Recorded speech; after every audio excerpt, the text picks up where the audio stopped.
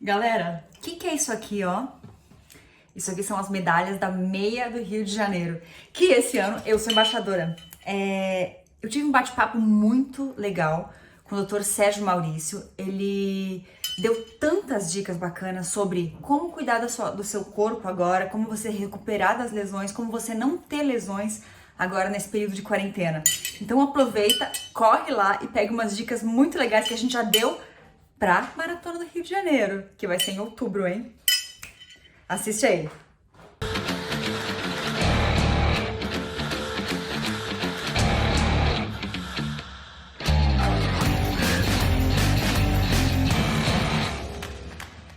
E hoje eu vou entrevistar, vou conversar com o Dr. Sérgio Maurício. Oi, doutor!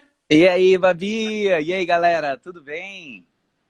Olha, a galera tá aqui já em massa. O Dr. Sérgio Maurício, ele faz parte do time dos especialistas da Maratona do Rio. E ele, além de ser médico, ele, de vez em quando, assim, né, por hobby, ele é maratonista, suave. Eu gosto. Mas você sabe que eu gosto mais de correr meia maratona do que maratona? Também. É. É a sua distância preferida? Ah, cara, eu acho que é a minha distância preferida. Dá para fazer mais força, dá para você dimensionar um pouco mais seu sacrifício. Você consegue trabalhar o endurance, você consegue trabalhar a longa distância, né? Uhum. E sem um dano tão expressivo pro corpo, né? O pós-maratona ele é sempre muito duro. Eu sou um cara com uma taxa de lesão um pouquinho mais alta, Uhum. então eu sempre sofro no pós-maratona. Então, meia maratona é uma delícia. Você dá para ir com o coração na boca ali, fazer força, fazer bons tempos e, e andar no dia seguinte. Até dar uma treinadinha ainda, né, no dia seguinte. Muito diferente. O pós da meia maratona é muito diferente do pós do maratona, né? O Uhum. tempo, não existe um tempo formal para isso, mas o tempo de pós-maratona, do ponto de vista ortopédico, é até que você não sinta mais nenhum tipo de dor, que normalmente leva aí 5, 6 dias, né? Meia maratona, dia seguinte, 2 dias depois, você consegue dar um trotezinho numa boa. Uhum. Uhum. E já aproveitando que você está falando de lesões, Hum. me diz qual que é a principal lesão dos corredores? Esse tema é legal. Porque é o seguinte, a gente tem que pensar que cada esporte vai ter uma prevalência de lesão. A lesão da corrida, a gente tem 3 momentos na corrida, né? A gente tem um momento que a gente está voando, a gente tem um momento em que a gente aterrissa e a gente tem um momento em que a gente se faz uma propulsão. O momento da aterrissagem é o momento que a gente mais machuca. Então, por isso que a gente fala que a maioria das lesões são lesões por impacto repetitivo. Então, a gente vai pensar em fascite plantar, canelite, a dor do joelho, né, a condromalácia, vamos falar assim, né, só para generalizar, mas não é bem assim, e a tendinite glútea, né, são as 4 lesões mais comuns que a gente vai encontrar na corrida. Acho que todo mundo que corre ou longa distância já teve ou fascite plantar ou canelite. Eu acho que elas são as que dominam mais aí, né, as tendinites também, né, obviamente. Eu quero Alô? aproveitar para te fazer uma semi-consulta, porque, na verdade, eu tive uma tendinite glútea, eu acho que foi isso, durante um Uhum. tempo. Foi uma coisa muito chata, demorou muito para sarar, para recuperar, né? Sim. Por que isso? Por que essas tendinites? Por que a do glúteo, por exemplo? Me fala um pouquinho da minha aí. A sua foi no glúteo ou foi nos isquiotibiais? Foi naquele assim, Isquiotibial. bem do bumbum mesmo. Mas aí tinha É, uma glúteo junto, glúteo médio. sim. Seguinte, quando a gente olha uma ressonância do quadril de uma pessoa que corre, de um maratonista, cara, eu não lembro a última vez que eu vi uma ressonância de um maratonista sem uma tendinite glútea. É normal. Nem sempre é o ponto da dor. Mas a tendinite dos isquiotibiais é característica. Tem estudos mostrando que é uma das lesões mais chatas de você tratar. Porque a gente está falando de uma musculatura postural. Ela é muito forte e ela é postural. O que é a musculatura postural? Se ela desligar, você cai. Então, se você está em pé, você está usando. Imagina que você está colando uma estrutura ao mesmo tempo que você está fazendo força para ela afastar. Então, é uma recuperação lenta. As tendinites, como é que surgem as tendinites, né? O tendão, ele é uma estrutura composta por milhões, bilhões de fibras de colágeno que trabalham nesse sentido. Toda vez que a gente corre, a gente vai gerar uma mini lesão, né? Dentro daquele miolo de fibras, a gente lesiona um pouquinho. Aí o nosso organismo vai lá e conserta. E aí no outro dia a gente treina, lesiona e nosso corpo conserta. Quando eventualmente a gente começa a desbalancear, lesionar mais do que recuperar, a gente começa a fazer com que essas pequenas microlesões elas se unam antes do tempo de cicatrização. Deu para pegar? Como se eu tivesse pego um papel, fiz um monte de furinho neles, aí eu fui puxando e aqueles furinhos eles foram se interligando. É mais ou menos isso que acontece. Só que a gente tem que entender que numa balança, nós temos aqui a lesão e do outro lado eu falei que o nosso corpo conserta. Então, quando eu pego um paciente no meu consultório com lesão, Babi, é muito importante a gente não olhar só para o lado do treino. A gente sabe que o esforço ele vai vir, a principal causa de lesão é treino. Não é a gente bate muito na tecla da biomecânica, a gente sempre busca os fatores que são predisponentes, né, além disso, mas normalmente é volume de treino, velocidade de progressão, subiu ou velocidade ou distância mais rápido do que o seu corpo aguentava. Por mais que você tenha um treinador, o treinador ele vai te dar um norte, mas não existe receita de bolo quando a gente trata pessoas, sabe? Porque tem abordagens que são boas para umas pessoas que não vão ser boas para outras. Então é importante esse feedback para o treinador. Então, o tempo inteiro você está gerando microlesões nessas estruturas de colágeno e se você não está com uma alimentação adequada, se você não faz treinamentos preventivos com treinamento de força, seja musculação, pilates, funcional, qualquer método que você tenha encontrado para trabalhar a melhoria da sua qualidade das fibras, se você não está com uma boa periodização, se você não descansa bem, então a gente vai começando a colocar um monte de bloquinhos um sobre o outro que juntos vão predispor a lesões. Dentre elas, os fatores mecânicos, como os encurtamentos, os desequilíbrios musculares, as articulações com baixa mobilidade, né? Coisa que a gente vê muito. Então, realmente, assim, as principais lesões elas vão vir por um somatório de coisas, mas na maioria das vezes por conta de nós mesmos, né? Eu brinco que são duas pessoas aqui. Tem o Serginho e o Dr. Sérgio. São pessoas completamente distintas. Porque eu, como corredor, eu também vacilo às vezes. Eu também, eventualmente, meu treinador passa lá um treino de 15, eu estou numa turma, vou fazer os 17 aqui da galera e tal. Você não pode fazer isso todo treino. Você não pode achar que regenerativo é treino, né? Que é para você descer o pau. Então, você tem que ter uma dose aí de quanto mais você quer fazer. A maioria das pessoas, Babi, cara, compete em treino demais. Quer se matar em todo treino. E os atletas não fazem isso. Você... Super, super. Pois é, cara. Isso é importante, você dosar, né? Você saber o seu limite. Eu lembro, o meu treinador, né, o Neném, ele é marido da Sandra Soldan. Até hoje o melhor resultado em Olimpíadas é dela, no triatlo. E aí eu lembro que uma vez, quando eu comecei com ele, sei lá, uns 7, 8 anos atrás, eu encontrei com eles na praia, ela estava de carro, a gente treina numa pista de atletismo, na UF, aqui em Niterói, e aí ele encostou o carro, ela desceu e foi trotando comigo até a pista.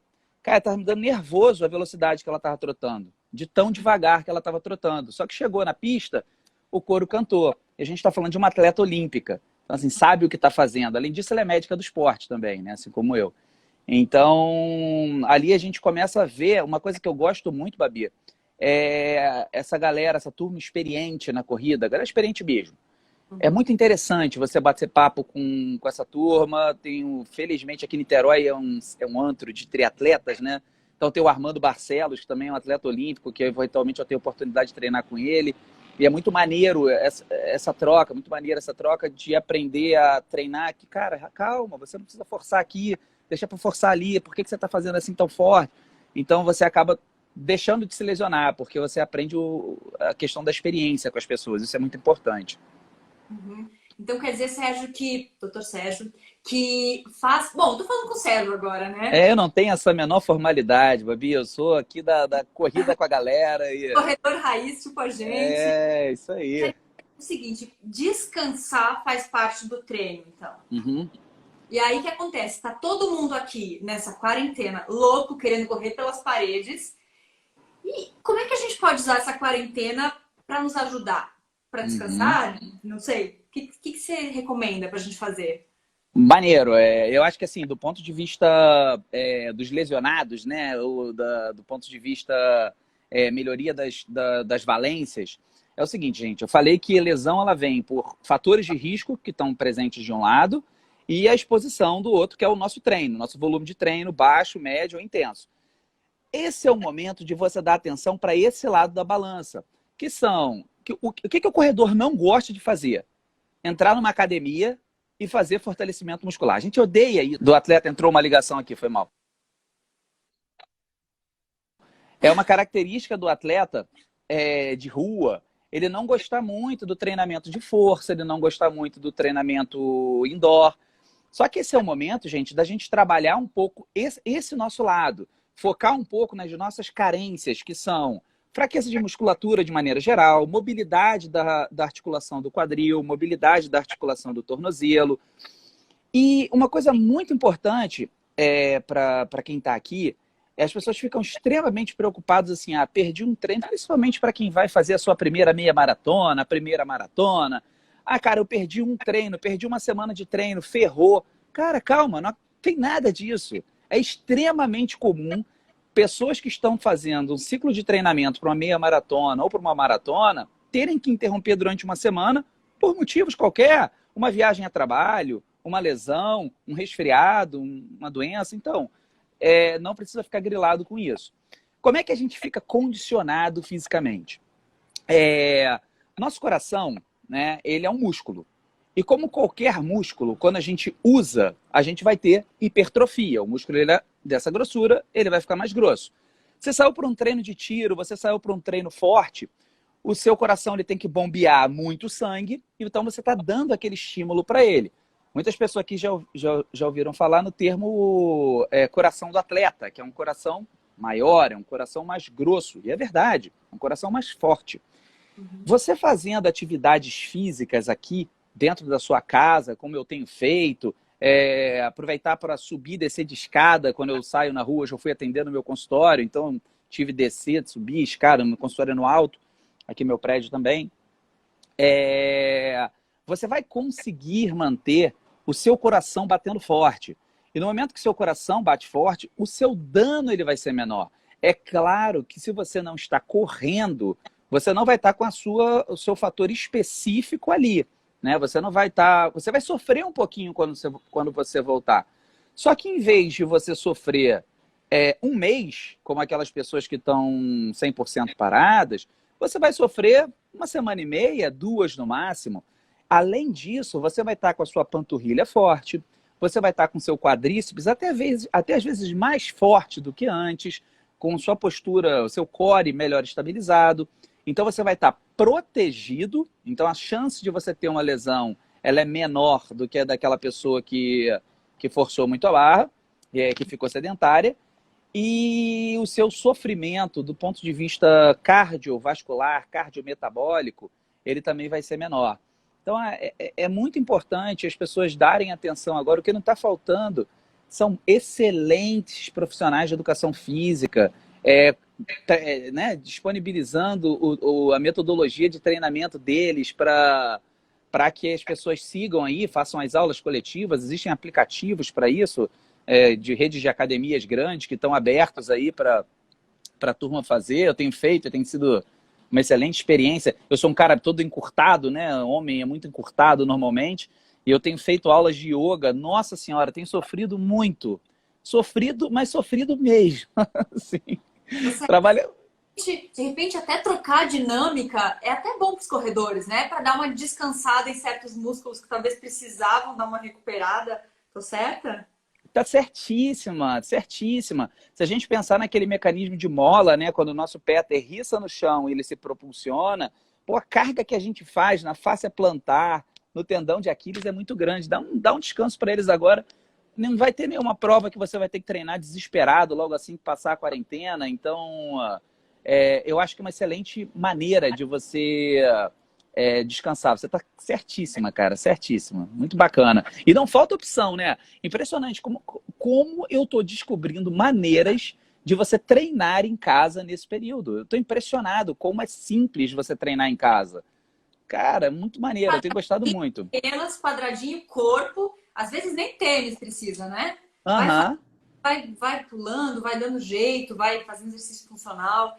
Mas Uhum. assim, e como evitar de se machucar nesses exercícios em casa? Tem alguma dica? Boa. A galera vai querer pirar nos exercícios. Nossa, eu quero fazer isso, quero fazer isso. E às vezes vai se machucar nisso. Não se machuca correndo, mas se machuca em casa depois. Cara, é muito importante. Isso é muito interessante porque eu tive pacientes vindos de lesões assim, vindo de, porra, cara, Sérgio, pulei polichinelo pra caramba, fiz corda pra caramba e machuquei a panturrilha. É um estímulo novo, gente. Você não vai começar. Eu vejo muito isso na galera que estava com um volume de treino muito alto. A pessoa, primeiro que ela está com aquela carga metabólica, aquela carga de endorfina muito intensa, e, cara, pô, calma, calma nesse momento. Você vai estar sendo submetido a cargas novas. Teve gente que começa a fazer as aulas online 6 horas da manhã e para meio-dia. Não adianta nada. Assim, você está num over extremo ali. Então, a dica que eu dou é escolher um professor, escolher uma metodologia e acompanha. Porque, assim, os professores que estão dando aula online, eles têm a rotina que eles estão programando a cada semana. Então, cria o que a gente está acostumado aqui na corrida com um termo chamado periodização. Eles organizam. Se hoje teve um treino que forçou muito os isquiotibiais, os posteriores de coxa, amanhã provavelmente vai forçar um pouco mais o quadríceps. Então, forçou mais o quadríceps hoje, vamos dar uma folguinha. Semana passada foi muito pesado de membros inferiores. Vamos começar essa semana com membros superiores? Então, você vai alternando. Você que pegar cada dia a aula de uma pessoa, você pode acabar sobrecarregando esse sistema sem querer. Esse é um ponto. O segundo ponto é que as pessoas não esqueçam de, antes de começarem as atividades dela, fazer um aquecimento, porque às vezes a atividade, como é nova, eu tenho feito mais aulas dessas, workouts aí de 20 minutos, pelo amor de Deus, cansa mais do que um 5 quilômetros forte, porque é um estímulo novo, é um estímulo diferentaço para mim, sabe? Essas aulas, muito diferente, agacha, aí faz burpee, terminou o burpee, faz escalador, terminou escalador, polichinelo, caceta, é sinistro, eu termino com o coração lá 170, 175, bem intenso, porque eu não estou adaptado a isso, é uma atividade nova. Por isso é importante que antes das atividades vocês trabalhem o aquecimento global, uma corridinha estacionária, uns pequenos movimentos de flexão, de ficar na pontinha do pé, pouca repetição de agachamento, trabalhar justamente a musculatura que você vai utilizar. Uma pergunta muito comum e muito polêmica, Babi, é o alongamento, né? Se você alonga ou não alonga antes das atividades físicas. Eu sempre gosto de abordar esse tema, porque apesar da gente ter aquilo bem enraizado na gente, que eu devo alongar antes das atividades físicas, a gente não tem uma evidência na literatura médica séria mostrando que isso vai funcionar como uma prevenção de lesão. Mas também não vai te atrapalhar muito, não. Atrapalha para um atleta de ponta que vai fazendo 5 quilômetros, 1.500, corridas de curta distância, você perde potência muscular. Mas a grande questão, quando você olha um atleta, e eu dou exemplo muito do futebol, que a gente acaba vendo um pouco mais como é a rotina de um atleta de futebol antes de entrar em campo, ele dificilmente vai estar parado fazendo aquele alongamento de tocar a ponta do pé. Eles vão estar reproduzindo, às vezes eles estão correndo, aí sobe a perna, está correndo, sobe a perna, está correndo, sobe a perna. Aí é igual os nossos educativos, corre e joga o calcanhar lá atrás, corre e joga o calcanhar lá atrás. Aquecimento do alongamento, né? Exato, é o que a gente chama de mobilidade dinâmica, né? De você fazer um alongamento dinâmico.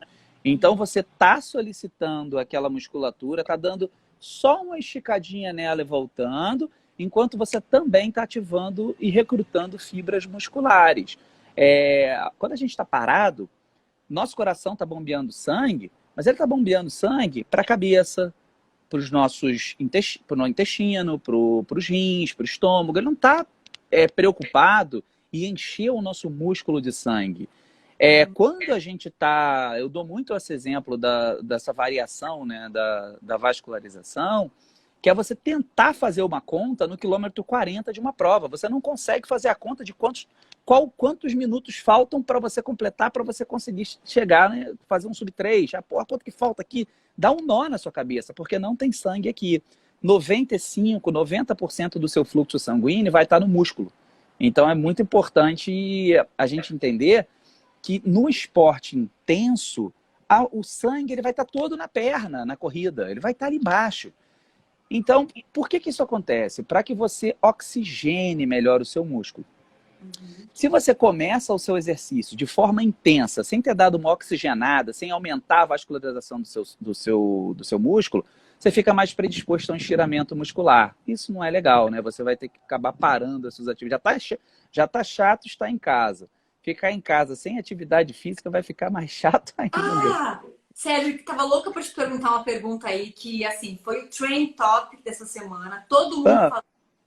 O cara que fez a maratona dentro de casa. O francês, né? Pô, 42 quilômetros, ele tem uma galera já tá que tá correndo em volta da mesa. E aí, o que pode fazer de errado? O que pode machucar esse maratonismo assim pela casa? Pela varanda? Cara, esse cara, eu via do francês, né? Teve o francês que ele tem uma varanda de 7 metros e aparece a foto da varanda dele, é uma varanda estreita. Primeiro, do ponto de vista osteoarticular, ele levou 6 horas e meia. Ele falou que é o dobro do tempo dele de prova, né? Porque tem que ficar girando ali. Imagina 6 horas e meia você fazendo curva fechada no seu joelho e no seu tornozelo. Essa é uma conta que não é muito legal, não. Então, eu não recomendo as pessoas praticarem a corrida em espaços pequenos por conta dessas mudanças de direção bruscas que você tem que fazer. Pessoas que treinam em pista de atletismo, comumente treinam num dia para a direita, no outro dia para a esquerda, justamente para não fazer a curva no mesmo sentido. Isso é fator de risco. Vira e mexe, pessoas que correm ao redor de estádio, né, é muito comum, praças, etc. Vira e mexe, eu pego lesão e falo, cara, você só corre para um lado? A pessoa, eu falei, troca o lado. Acabou. A pessoa fica boa, porque na verdade é só um over, né, daquela força centrífuga que está agindo ali. Então esse é um ponto. Quem tem um quintal, mora em casa, Sérgio, eu tenho um quintal, eu moro num condomínio pequeno de casas e eu tô com um espaço lá em que eu corro sozinho, não tem problema. Corre em 8, que aí você vai estar fazendo curva para a direita, curva para a esquerda, curva para a direita, curva para a esquerda. É uma maneira de você fazer. Isso do ponto de vista ortopédico. Do ponto de vista medicina do esporte e epidemiologia, agora dentro do cenário que a gente vive, a gente sabe que o sedentarismo ele é fator de risco para você contrair uma infecção de vias aéreas superiores, né? Então, você contrair o Covid, o sedentário, ele tem mais chance do que a pessoa que pratica esporte. Só que a pessoa que pratica esporte em nível moderado, a pessoa que pratica esporte em nível elevado, ela tem mais chance de contrair uma infecção tanto do que o sedentário, do que aquela pessoa que, óbvio, faz em nível moderado. Então, eu não recomendo a ninguém nessa fase praticar mais de 2 horas de atividade física, fazer exercícios acima de 65%, que é o termo formal, né, do seu VO2 máximo, ou seja, coração na boca o tempo todo, aquece, faz uma aula lá intensa, terminou, faz uma aula mais leve, faz uma coisinha de um alongamento, aí sim, uma aula de liberação miofascial, alguma coisa mais light, porque o objetivo desse momento que a gente está vivendo, né, em relação ao esporte, é minimizar o dano. Esse tem que ser o foco. Você não vai ganhar condicionamento, você dificilmente vai ganhar condicionamento nesse momento. Você vai diminuir o dano, você vai perder de menos, sabe? Então, eu não recomendo essa loucura de correr em volta da mesa, não, cara. Isso aí vai dar pau. Olha só, tem aqui uma pergunta. FPL Fisioterapia. Serginho, há ganho de condicionamento em algum benefício em uma pessoa por treinar longo em um espaço de 50 metros? Foi isso que a gente está falando, né? Tem um benefício nisso de correr aí, mesmo que seja em 8? Tem benefício cardiovascular ou nem? Ah, cara, aí eu acho que a pessoa que tem um espaço como 50 metros não é pouco, né? 50 metros você consegue fazer um oitozinho bacana, né? 50 metros é uma boa distância. E aí sim, eu acho bacana, porque você consegue manter o seu estímulo específico. Aí você vai conseguir manter justamente a corrida, né? A corrida em si, que é o que eu não tenho conseguido fazer nesse momento, né? Uhum. Então, eu acho que sim, eu acho que 50 metros é uma distância bem bacana. Agora, porra, quem tem 50 metros está muito bem na fita hoje em dia. É, É, ostentação, né? Ostentação de espaço já. e tem uma questão muito bacana que eu fico vendo, principalmente meus pacientes mais afoitos, assim, todo mundo entendeu, sabe? Que agora é hora de, porra, de segurar a onda, de não é um ou outro que forçou demais a barra, mas não é hora disso, não é hora de você se preocupar em, não posso perder um treino. Nem os treinadores estão pensando dessa maneira. Mas pensando do ponto de vista de ganhos, você me perguntou o que pode ter um ganho, e aí já nem falar do tempo coronavírus, esses Uhum. treinos, eles são muito interessantes para a cabeça. Tem uma atleta chamada Mirinda Caffrey, que é uma excelente triatleta. Eventualmente o treinador dela faz os treinos dela, treino de 30 quilômetros numa esteira voltar de frente para a parede, para treinar a cabeça, entendeu? Você não tem Eu outro faço, estímulo. eu É, faço. é Eu um, curto. é um, é um treino. 26, 7, agora 30. Bom, tá aí, né? É, É Me um ajuda treino a muito cabeça. duro, sabe? Muito duro para a cabeça. Então, Uhum. acho que a gente tem que chegar nesse momento e se reinventar. Acho que, para mim é difícil fazer step, subir no banquinho que eu tenho aqui. Porra, tô sofrendo, acordo todo doído. Agora não, nem mais tanto, né? Já acostumei com o estímulo. Mas está sendo maneiro. Eu tenho certeza que quando próxima corrida de montanha que tiver aí, que eventualmente eu gosto de fazer também, eu acho que o resultado vai voltar a ser bom, né? Tem que fazer Big Sur. Big Sur é fenomenal. De Fazer o montanha. quê? Big Sur. Hum, É legal. Uma dica de maratona pra você fazer de subida aí. maneiro, maneiro. Pois é, eu gosto de prova de montanha. Deixa eu fazer uma pergunta outra aqui. Vou pegar agora umas perguntinhas, porque daqui a pouco a gente tem que começar né? A galera tá perguntando muita coisa pra gente não perder as perguntas todas. Ó, o Uhum. Renato 26.2 Marathon perguntou. é, Vou diminuir muito meu condicionamento só treinando na esteira? Não, de forma Pergunta. alguma. De forma alguma. A esteira é um excelente método de treinamento nessa fase, principalmente. Mas eu conheço, por exemplo, a Van, que tá aqui assistindo a live com a gente, né? Que você cumprimentou logo no início.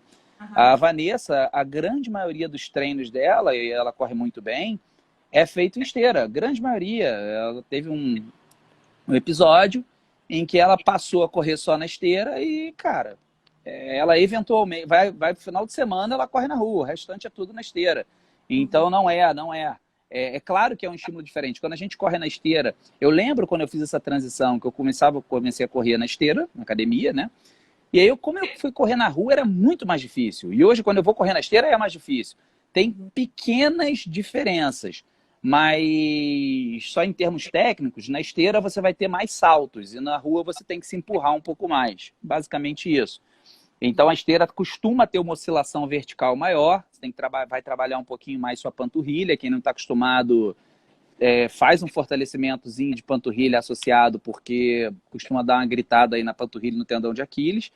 Mas, porra, cara, se você tem uma esteira, você tá melhor que 99% dos corredores, meu amigo. Você Meu tá. sonho é uma esteira aqui nesses momentos. Esteira tá valendo mais do que a ação da Vale nesse momento, a ação da Magalu. É verdade. Ó, outra perguntinha aí. Paulo Yamashi perguntou o seguinte: compressa Hum, quente ou compressa quente ou gelo? O que é melhor e quando aham. usar ou não usar em Bem casa? legal. Essa pergunta eu adoro responder porque ela é um nó na cabeça de 90% das pessoas que escutam, né, essa pergunta quando a gente está numa palestra. Caraca, e aí? É uma dúvida comum. E por que ela é uma dúvida comum? Porque cada um vai falar uma coisa.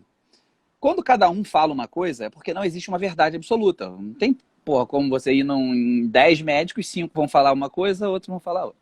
Bem, o que acontece? Quando a gente coloca uma compressa, o nosso objetivo ali é melhorar a drenagem daqueles mediadores inflamatórios que estão no local. Tanto a compressa de água quente quanto a compressa de água fria vão atender a essa demanda, beleza? Isso é uma coisa importante saber. No entanto, quando você está com um componente muscular envolvido muito grande, por exemplo, uma contratura no trapézio, uma lombalgia, uma dor na lombar, normalmente a compressa morna vai ter o efeito adicional de relaxar aquela musculatura. Então, dores de características musculares um pouquinho mais crônicas tendem a responder um pouquinho à compressa morna. Traumas agudos, a gente opta pelo gelo. Dores agudas, a gente opta pelo gelo. Por quê? Quando, por exemplo, pensar aqui você quer transportar um órgão para ele ser transplantado, o que você faz? Você coloca ele num baldinho de gelo, num isoporzinho de gelo, para abaixar o metabolismo. Na hora que você abaixa o metabolismo, o nervo que está conduzindo aquela informação de dor de maneira muito veloz, ele desacelera. Então, ele também tem um efeito na dor, ele diminui a dor. Então, gelo é interessante de maneira geral. Gelo nos casos agudos, compressa morna nos casos mais quentes. No entanto, isso não é uma regra. Tem pacientes que não se dá bem com gelo, coloca água quente. Tem paciente que não se dá bem com água morna, coloca gelo. Então, não existe. Tá? Mas, de maneira geral, para as lesões da corrida, um gelinho na fase inicial, depois vai trocando para água morna.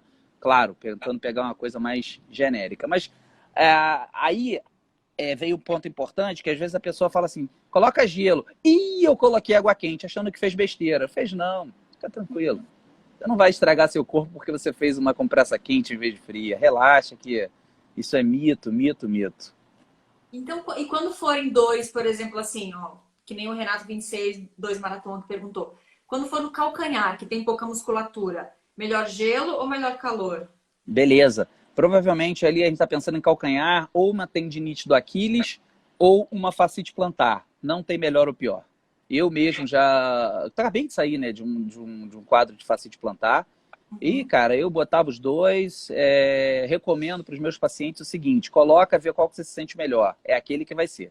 Então, eu tanto tenho a garrafinha com gelo, né, que eu uso para fascite plantar depois do treino, quanto a bolsinha de água morna que eu esquento no micro-ondas. Então, não existe melhor ou pior, cara. Vai na sua percepção, porque, na verdade, se você tem uma fascite plantar, não é o gelinho que vai resolver a tua vida, cara. Relaxa. Se enquanto você não descobrir o porquê de você estar tendo aquela lesão, que normalmente, se a gente fala no calcanhar, a gente vai estar tanto aqui, tentar mostrar um pouco para vocês, tanto nessa região. Vai ficar ruim de eu mostrar. Faz aí, é o julgamento. Pois é. Tanto nessa região aqui, quanto nessa região aqui da planta do pé, na grande maioria das vezes, a gente vai ter os mesmos fatores envolvidos. E os principais são encurtamento do tendão de Aquiles, fraqueza da musculatura da panturrilha, falta de mobilidade do tornozelo. Então não adianta a gente ficar tão preocupado em só colocar o gelo e não tirar o motivo daquela região. Então, atenta também a esses fatores mecânicos que provavelmente eles são mais importantes do que essa preocupação entre gelo e calor. É uma coisa bacana de ser feita para todas as lesões. Acho que a galera tem que atentar aí ao porquê de ter tido. Né? Agora, Eu brinco. Uma perguntinha básica agora. Manda. De calcanhar, né? Tem alguma coisa a ver, por exemplo, o tênis que você usa pode piorar ou melhorar nessas lesões de calcanhar e pé ou não? Joelho? Sim, isso aí ainda é muito controverso na literatura, né? Mas o que eu vejo muito na prática é que para determinadas lesões, tênis macios demais não vão ajudar muito. Principalmente no que diz respeito às lesões do pé. As lesões do pé, como a fascite plantar, A fascite plantar, vamos imaginar que isso aqui é um pé, a fascite plantar, ela dói mais aqui na região do calcanhar. A metatarsalgia, que também é muito comum no corredor, ela vai ser nessa região aqui. Vamos pensar que aqui são os dedinhos. Ela é bem nessa região aqui. Ela também é bem comum em corredores. Essas duas lesões, elas costumam melhorar os sintomas quando você coloca um tênis mais rígido. Um tênis não tão maleável, né? Maleável, pensar que a sola do tênis, você encosta aqui, aqui é o cabedal e aqui a frente do tênis, aqueles tênis bem molinhos. E macios, tem que ser tênis um pouquinho mais estruturados e mais duros. Eles costumam responder melhor, porque eles estabilizam mais o pé. Uma coisa bacana de fazer. Falando em pé, Babi, é muito importante que as pessoas deem atenção ao fortalecimento da musculatura do pé. Isso é uma coisa que se fala muito pouco, só que é o nosso primeiro impacto contra o solo é a musculatura do pé. Quais são as maneiras de você fortalecer a musculatura do pé? Muitas pessoas já viram aquela cena em que tem uma toalhinha no chão e a pessoa puxando com os dedinhos. Eu acho isso chato e eu acho isso pouco aplicável na prática, né? Poucos corredores têm a disciplina de fazer isso. Treina descalço. Na musculação, hoje em dia, a grande maioria das academias, hoje em dia, tem uma área em que a pessoa treina só de meia, treina descalça. Isso é uma excelente maneira para ganhar fortalecimento muscular no pé. E o andar descalço na areia da praia, cara. Isso é uma coisa que eu recomendo muito. Como eu moro aqui no Rio, né? Temos a opção da praia. É uma coisa que eu recomendo demais aos meus pacientes andar descalço, porque tem aquela sensação de pegada. Para a galera que... Deixa eu acender essa luz aqui. Para a galera que não tem a opção de uma praia, etc., o que eu recomendo é comprar tênis minimalista. Existem estudos científicos mostrando que você andar com tênis minimalista, você vai ter um fortalecimento tão bom quanto os exercícios para fortalecimento, como o da toalhinha. Então, andar do dia a dia com tênis minimalista, você fortalece a musculatura do pé. Então, eu acho um estudo bem interessante e essa eu acho a medida mais prática, né, cara? Chegou, calçou teu tênis e acabou. Você não tem mais que se preocupar com nada. Mas deixa eu falar uma coisa, muito cuidado em treinar em casa sem sapato, porque eu dei uma topada e eu quebrei meu minguinho do pé anteontem. Não sei se quebrou, mas ele tá roxo, tá estranho. Então, assim, cuidem se vocês forem treinar em casa de pé descalço. A Gabi arrumou a arte aí. Coisas, né? Isso é uma Você arte. não é a primeira, cara. Você não é a primeira. Eu tô com uma paciente assim também. Muita mensagem, gente, que faz isso. Uma pergunta, quanto tempo depois que eu posso correr? Porque até agora eu não posso ver tênis mais. Essa aí é bem difícil, porque eu já tive casos, assim... Primeira coisa a saber, é muito difícil a gente descobrir quando dá aquela topada, se você quebrou ou se foi só uma lesãozinha ligamentar, né? A gente só consegue isso através de uma radiografia e não tem a menor recomendação de você ir a uma emergência nesse momento. O que eu tenho recomendado aos meus pacientes é fazer uma imobilização que eu ensino, né? Fazer imobilização com esparadrapo. Ensino a fazer, faço um videozinho pra gente fazendo junto. E coloca o tênis e sente, porque aí a grande maioria dos tênis dá uma estabilizada e não vai ser nenhum problema. Essa é uma lesão comum em atletas. Não é infrequente atletas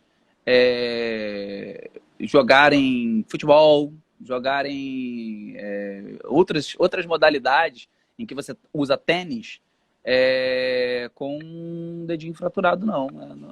Já aconteceu, já tenho alguns casos aqui. A gente faz uma boa imobilização e dá para levar.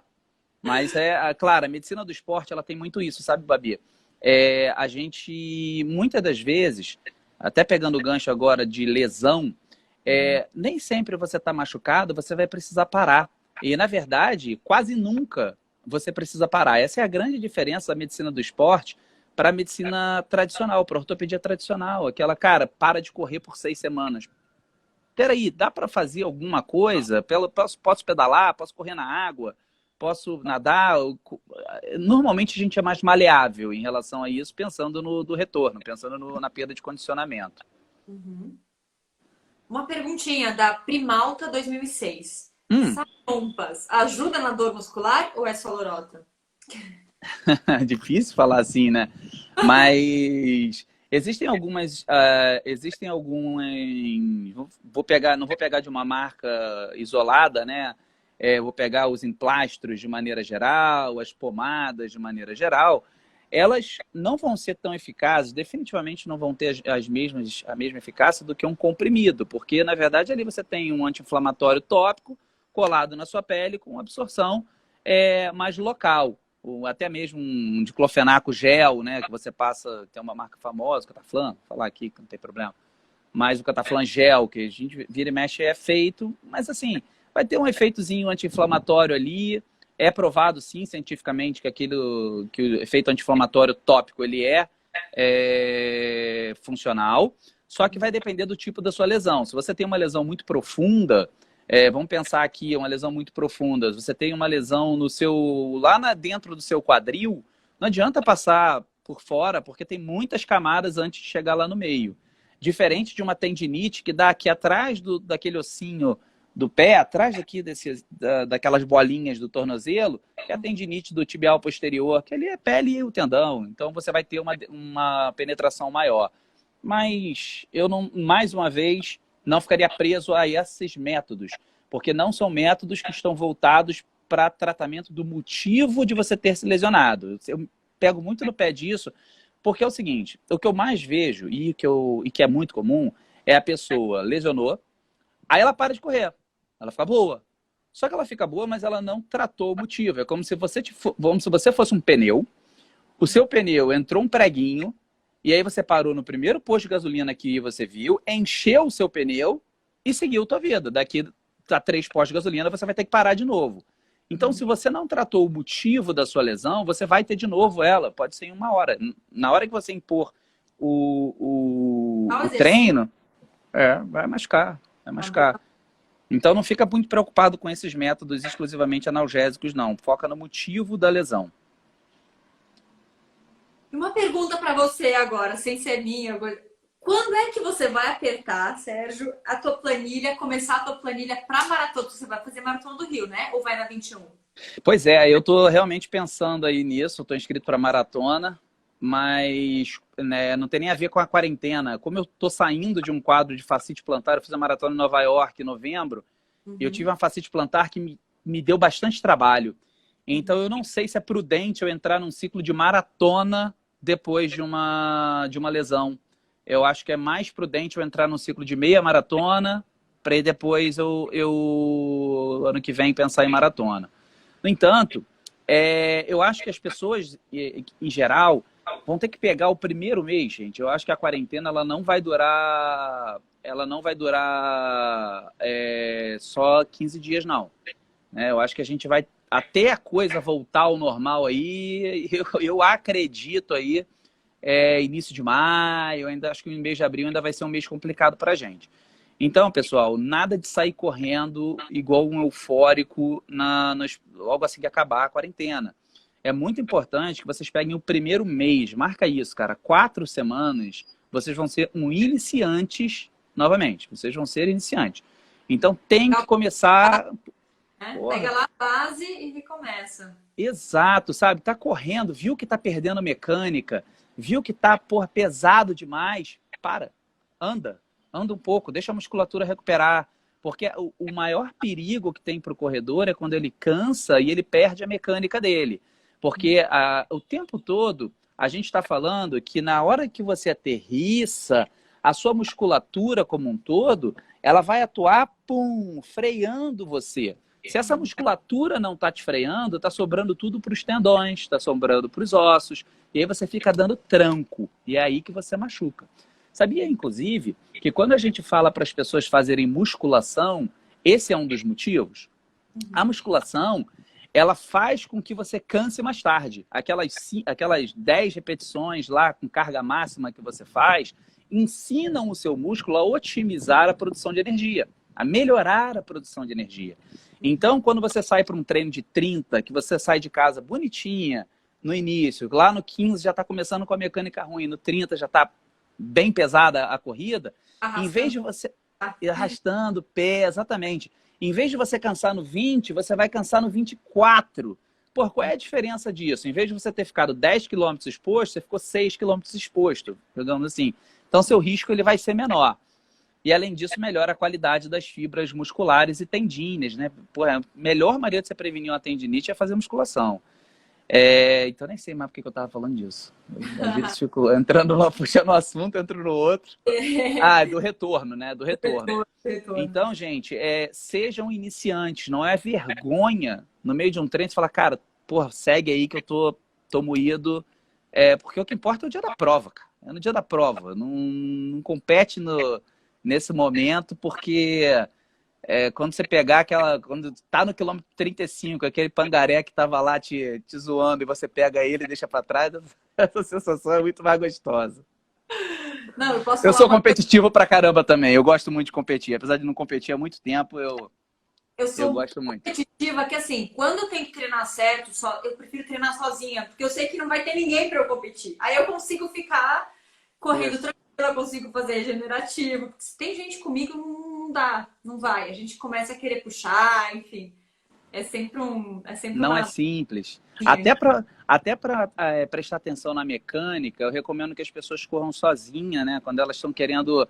Quando algum paciente meu está voltando de lesão, eu falo, cara, olha só, faz uns 3, 4 treinos sozinho para você prestar atenção no seu gestual motor, para você não ficar perdendo atenção ali desse ou daquele fator que eu peço para ele dar uma modificadazinha, eventualmente uma mecânica que eu acho que tem que ser mexida em algum ponto ou outro.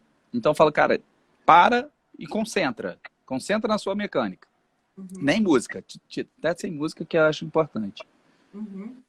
Bom, Sérgio, então você deu aí umas dicas. Quer dar mais umas dicas finais para a gente acabar a nossa live? Dicas tipo assim, que a pessoa agora, o que ela pode fazer para evitar de se machucar? O que ela pode fazer para voltar melhor, além dos que você já falou de começar devagarinho? Mais umas É, diquinhas para a gente finalizar a nossa live de hoje. Pô, galera, assim, o que eu acho muito importante? O mais importante nesse momento é vocês ficarem em casa, né? Seguindo as normas de cada cidade. Isso é uma coisa que, pô, eu sei que dá vontade, eu sei que a gente fica eufórico para tentar correr na rua. Mas é importante, antes de mais nada, a gente está falando da saúde dos nossos pais, nossos avós, dos avós de pessoas que a gente gosta. Vocês não vão, porra, perder condicionamento ao extremo, não vão voltar para estaca zero, vamos falar assim. Se vocês mantiverem o nível de atividade moderado em casa, as inúmeras opções que a gente tem aí de treinamento, de treinadores fazendo treinos de membros inferiores, de core, de estabilização, de educativos de corrida, elas são eficazes, são comprovadamente eficazes na manutenção do condicionamento aeróbico, do condicionamento muscular. Vocês vão perder. Saiba que vocês vão perder condicionamento físico da corrida. Quando voltar, não vai ser fácil. E respeitem isso. Respeitem esse limite. E se vocês não respeitarem, vocês vão ter que forçar, vocês vão acabar forçando uma quarentena para vocês mesmos, porque vão lesionar. E aí vai ter que parar depois de uma interrupção. Então não vale a pena. Pega leve nesse retorno. Quem, por acaso, aqui está lesionado, foca em corrigir os motivos da sua lesão. Por isso que eu acho que agora, com a telemedicina, tanto nós médicos quanto os fisioterapeutas estão podendo fazer consultas online. Não é difícil vocês baterem um papo rápido e descobrirem pequenos exercícios que podem ser feitos na sua casa e que vão te trazer um benefício danado, evitando que vocês tenham lesões no futuro. E calma, maratona vai vir, maratona vai ser um desafio diferente para a turma. A gente vai estar em um período um pouquinho mais quente e só vai dar um gostinho a mais, porque a galera que ficou preocupado aí com calor, nos últimos 4 anos, parece que é assim. Frio, frio, frio no Rio de Janeiro.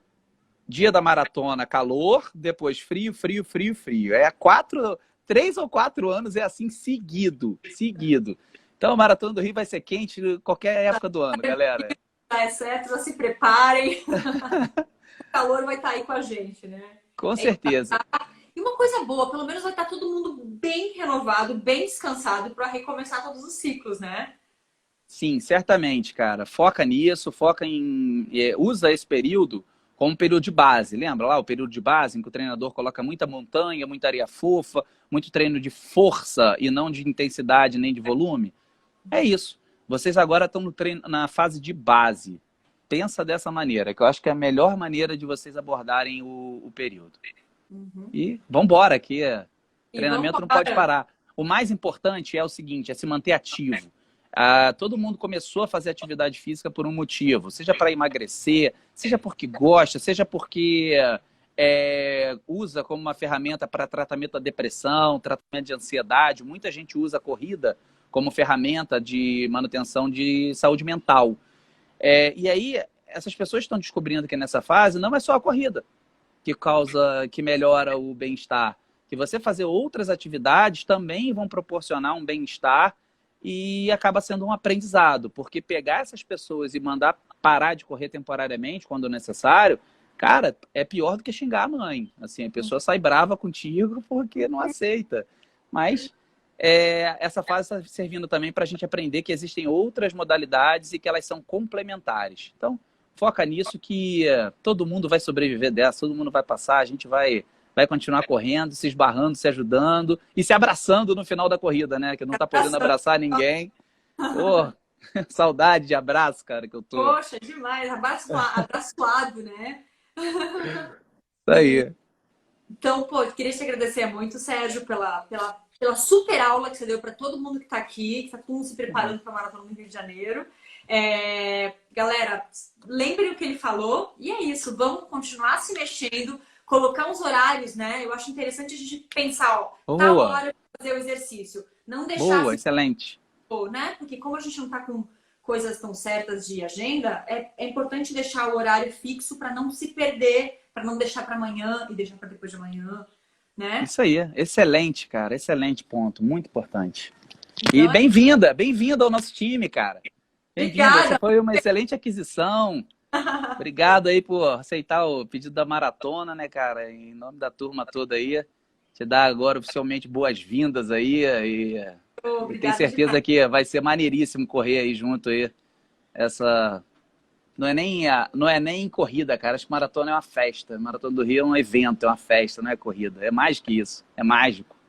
É quase um carnaval número 2, porque é uma coisa que as pessoas amam estar lá e é alegria, só felicidade, superação, é tudo de bom. É diferente. Valeu, galera. Precisando, gritem. Estamos aí. Qualquer coisa, valeu. Aí, hein? Beijo, galera. Tchau, valeu, tchau. Babi. Beijinho. Tchau, tchau. Beijo, tchau, tchau.